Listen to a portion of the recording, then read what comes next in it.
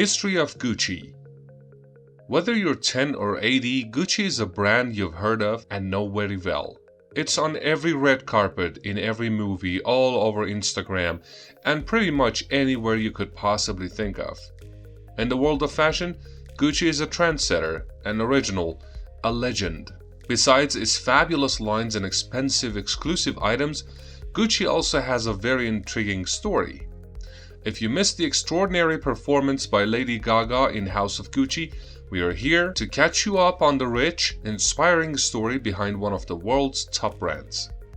You will find that there were a lot of ups and downs before Gucci became to die for. Stick with us to learn some unknown and brow-raising facts about this company. Founded in 1921 by Guccio Gucci, Gucci was first created in Florence, Italy. Guccio Gucci was born in Tuscany, Italy in 1881. His father was a leather craftsman, which is why Gucci was automatically drawn to fabrics and design from an early age. He and his wife also got married young and had 6 children, 1 daughter and 5 sons, one of which died at a young age. Gucci's sons play a powerful role in the journey of the brand, as the company was a completely family-run one until it was bought out many years after its establishment. As a teenager, long before establishing his own business, Gucci first worked in an upper-class hotel in London, England, where he would load and unload the luggages of wealthy and famous guests.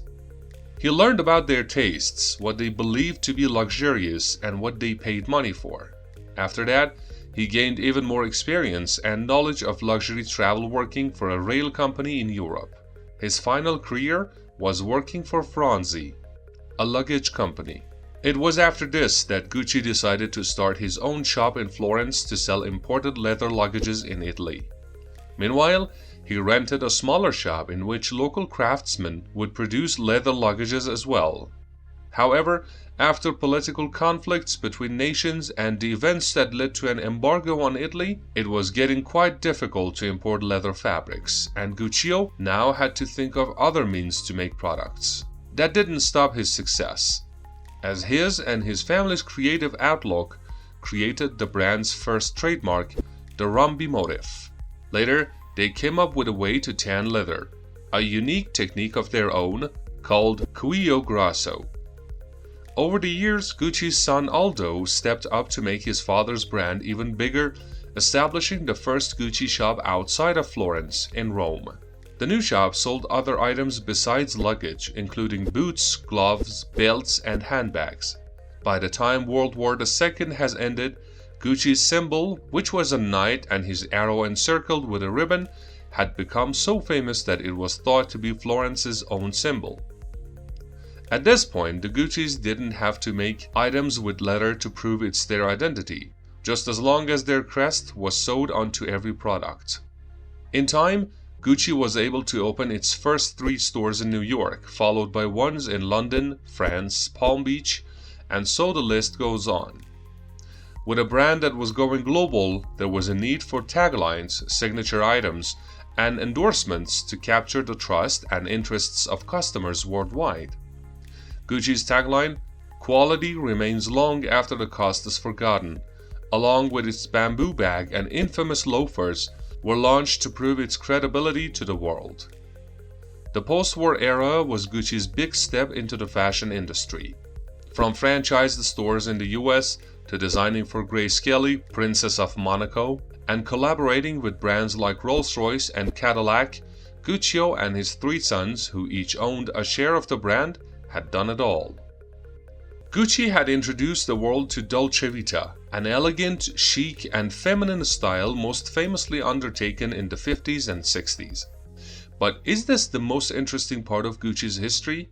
Absolutely not. Gucci's hectic success is just as mesmerizing as the family behind it.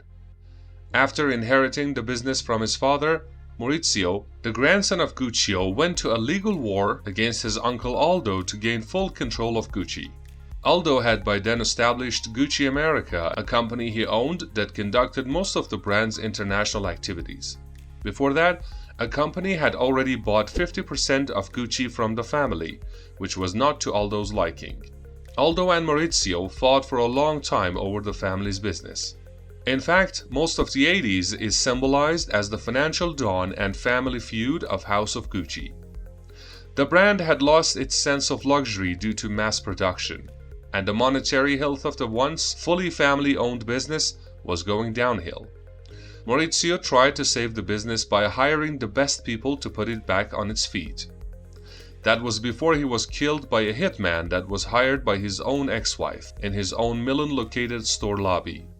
Now, his ex-wife's motives for murdering her own husband are still unknown, but what we do know is that there was a lot of resentment and jealousy involved.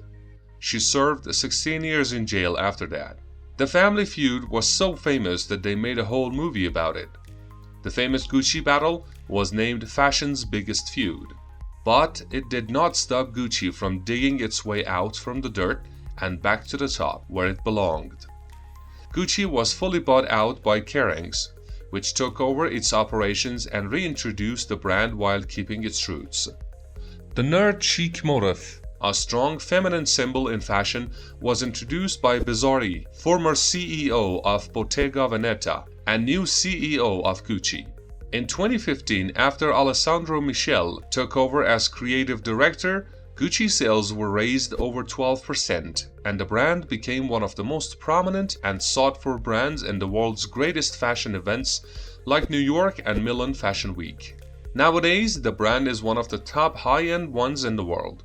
Gucci has worked with the world's top models, from 90s legends like Cindy Crawford and Naomi Campbell, to the biggest supermodels whose names we all know, such as Gigi and Bella Hadid, Kendall Jenner, and many more. Among its successes, we can talk about how the brand actually holds the Guinness World Record for the most expensive pants sold in the world.